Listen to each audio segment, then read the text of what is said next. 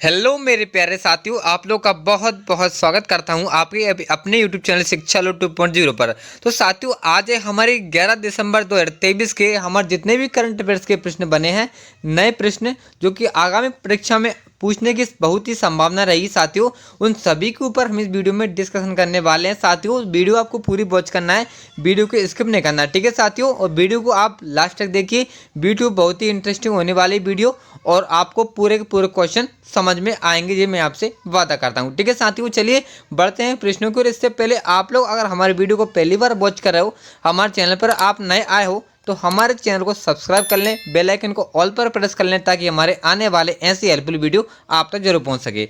चलिए साथियों,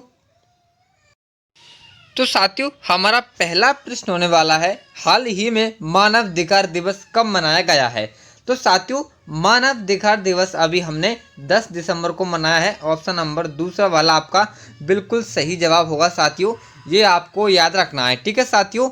चलिए अब इसकी हम विस्तार में बात करते हैं साथियों। तो इस दिन को मनाने की शुरुआत सबसे पहले संयुक्त राष्ट्र यूनाइटेड नेशनल ने की थी। इस दिन को सबसे पहले 1948 में मनाया गया था। 1948 में 48 देशों के समूह ने सभी मानव जाति के मूलभूत अधिकारों की व्याख्या करते हुए हस्ताक्षर किए थे। 1993 में NHRC अर्थात राष्ट्रीय मानवाधिकार आयोग अस्तित्व में आया, ठीक है साथियों। उम्मीद करता हूँ आप लोगों को पूरा समझ में आ गया होगा। और साथियों, अगर आपके माइंड में किसी प्रकार का डाउट रहता है अपने प्रश्न से रिलेटेड, तो आप हमारे कमेंट बॉक्स में बेझिझक होकर कमेंट में कमेंट कर सकते हैं, आपके कमेंट का रिप्लाई तुरंत मिलेगा, ठीक है साथियों। चलिए बढ़ते हैं दूसरे प्रश्न की ओर। साथियों, हमारा दूसरा प्रश्न होने वाला है, हाल ही में किस देश ने UK-2Y3 रॉकेट को सफलतापूर्वक अंतरिक्ष में प्रक्षेपित किया है। तो साथियों, अभी चीन ने, ऑप्शन नंबर तीसरा वाला आपका सही जवाब होगा, चीन ने UK-2Y3 रॉकेट को सफलतापूर्वक अंतरिक्ष में प्रक्षेपित किया है, ठीक है साथियों। उम्मीद करता हूँ आप लोग को समझ में आया होगा। चलिए अब इसकी हम डिटेल में बात करते हैं। तो चीन ने शनिवार को जुकवान सैटेलाइट प्रक्षेपण केंद्र से UK-2Y3 वाहक रॉकेट को सफलतापूर्वक अंतरिक्ष में प्रक्षेपित किया। वाहक रॉकेट बीजिंग समयानुसार सुबह 7:39 प्रक्षेपित हुआ और 3 उपग्रहों को होंगऊ 2 और TY-33 को नियोजित कक्षा में भेजा है, ठीक है साथियों। चलिए अब बढ़ते हैं तीसरे प्रश्न की ओर। ये रहा आपका तीसरा प्रश्न, हाल ही में किस राज्य के राजमुंद्री हवाई अड्डे पर एक टर्मिनल भवन की आधारशिला रखी गई है। तो साथियों, अभी आंध्र प्रदेश के, ऑप्शन नंबर दूसरा वाला आपका सही जवाब होगा, आंध्र प्रदेश के साथियों राजमुंद्री हवाई अड्डे पर एक टर्मिनल भवन की आधारशिला रखी गई है, ये आपको याद रखना है साथियों। तो नागर विमानन और इस्पात मंत्री श्री ज्योतिरादित्य सिंधिया ने आज आंध्र प्रदेश के राजमुंद्री हवाई अड्डे पर नए टर्मिनल भवन की आधारशिला रखी है साथियों। टर्मिनल थर्मल इंसुलेशन और ऊर्जा क्षमता सुनिश्चित करता है, LED लाइटिंग एवं जीवंत और पर्यावरण अनुकूल समाधान प्रदान करती है, ठीक है साथियों। चलिए अब बढ़ते हैं हमारे चौथे प्रश्न की ओर।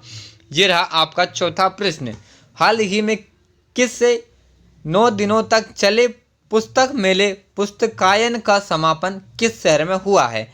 तो साथियों, अभी अपने नई दिल्ली में, साथियों ऑप्शन नंबर तीसरा वाला आपका बिल्कुल सही जवाब होगा, नई दिल्ली में 9 दिनों तक चले पुस्तक मेले पुस्तकायन का जो समापन साथियों नई दिल्ली में हुआ है।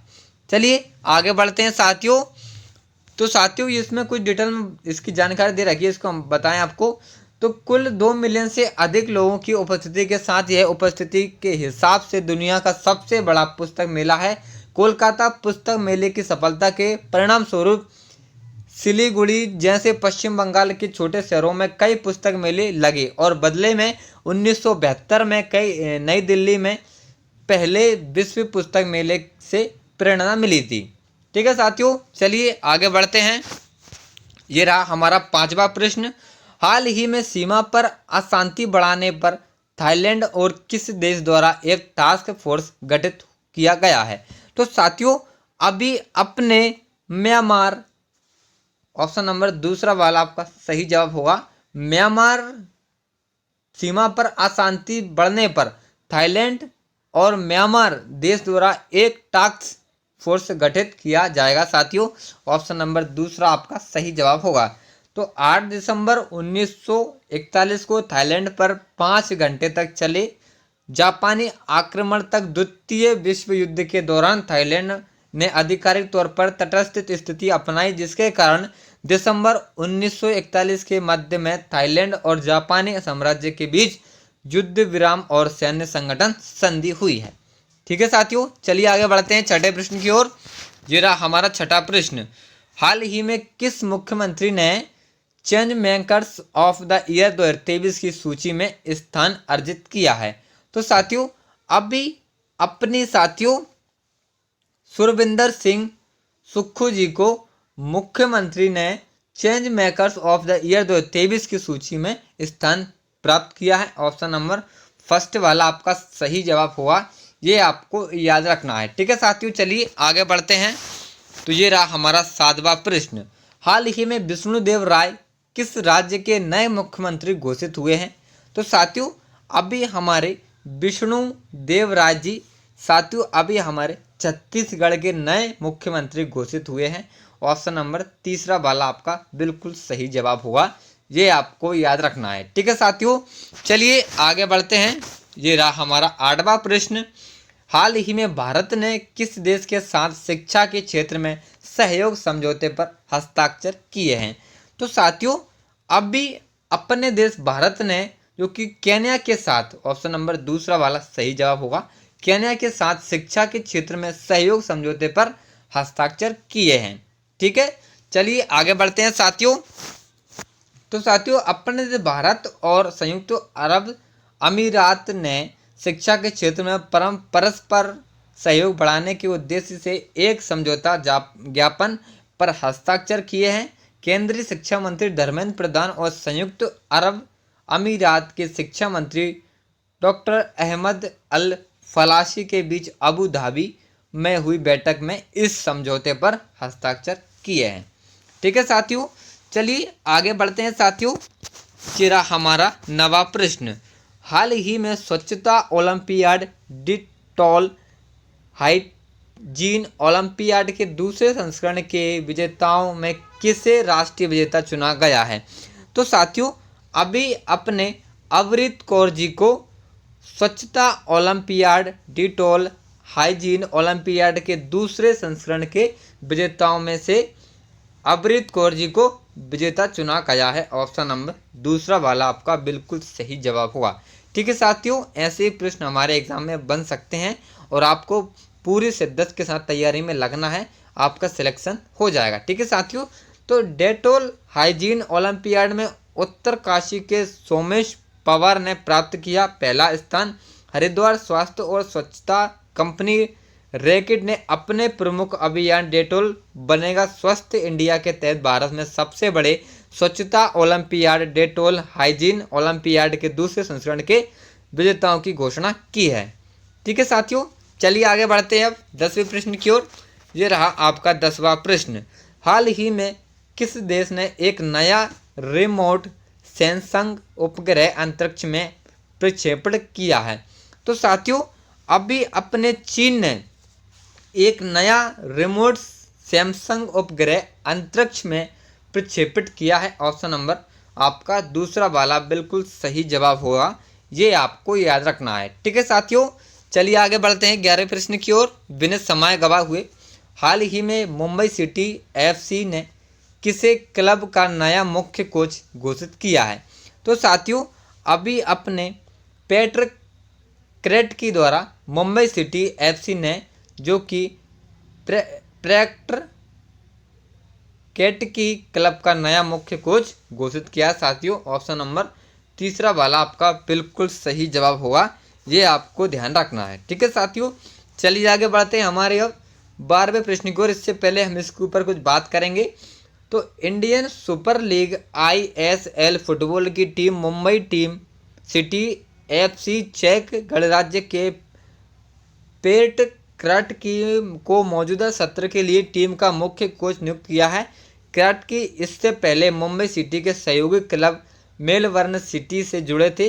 टीम ने उनकी मौजूदगी के बीच 2021-22 और 2022-23 में ए लीग ऑस्ट्रेलिया के शीर्ष घरेलू लीग का खिताब जीता है। ठीक है साथियों, चलिए आगे बढ़ते हैं। ये रहा हमारा 12वां प्रश्न। हाल ही में GPAI सुमित 2023 कहाँ आयोजित की जाएगी? तो साथियों, अभी अपने नई दिल्ली में GPAI समिट 2023 आयोजित की जाएगी। ऑप्शन नंबर दूसरा वाला आपका सही जवाब होगा। ठीक है, चलिए आगे बढ़ते हैं साथियों। तो इससे पहले हम इसके ऊपर कुछ विस्तार बात करेंगे। इस समिट की शुरुआत 12 दिसंबर से हो रही है और जिसमें कई विषयों पर चर्चा होगी। ये इवेंट भारत मंडपम नई दिल्ली में होगा। ठीक है साथियों, चलिए आगे बढ़ते हैं 13वें प्रश्न की ओर। ये रहा हमारा 13वां प्रश्न। हाल ही में किस तमिल कवि के जन्मदिन अवसर पर भारतीय भाषा दिवस के रूप में मनाने का प्रस्ताव किया है? तो साथियों, अभी चिन्ना स्वामी सुब्रमण्यम भारती जी के, जो कि कवि हमारे तमिल कवि हैं, के जन्मदिन अवसर पर भारतीय भाषा दिवस के रूप में मनाने का प्रस्ताव रखा है साथियों। ऑप्शन नंबर दूसरा वाला आपका बिल्कुल सही जवाब होगा। ठीक है साथियों, तो 11 दिसंबर भारत सरकार ने प्रसिद्ध तमिल कवि और स्वतंत्रता सेनानी महाकवि चिन्ना स्वामी सुब्रमण्यम भारती के जन्मदिन पर भारतीय भाषा दिवस के रूप में मनाने का प्रस्ताव किया है। ठीक है, चलिए आगे बढ़ते हैं साथियों। ये रहा हमारा 14वां प्रश्न। हाल ही में यूरेशियन इकोनॉमिक यूनियन EAEU किस देश के साथ संघ मुक्त व्यापार समझौते पर हस्ताक्षर करेगा? तो साथियों, अभी अपना ईरान, साथियों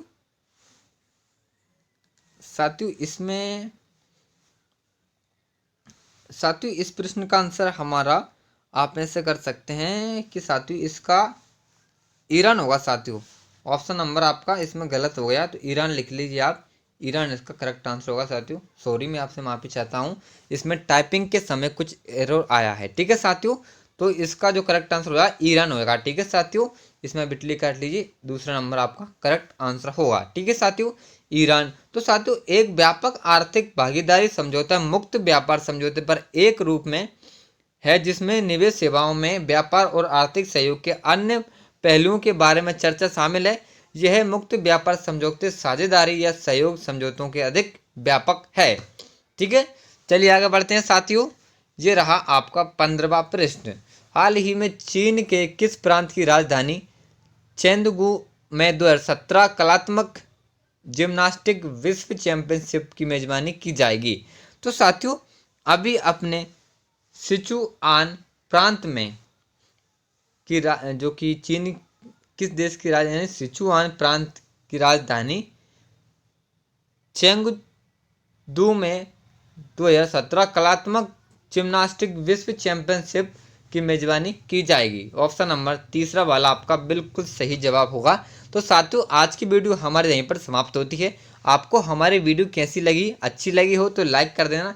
चैनल पर आप नए आए हो तो सब्सक्राइब कर लेना और अपने कमेंट बॉक्स में कमेंट जरूर करना। ठीक है साथियों, चलिए कल मिलते हैं करंट अफेयर वीडियो के साथ। तब तक के लिए टेक केयर, बाय बाय, जय हिंद, जय भारत।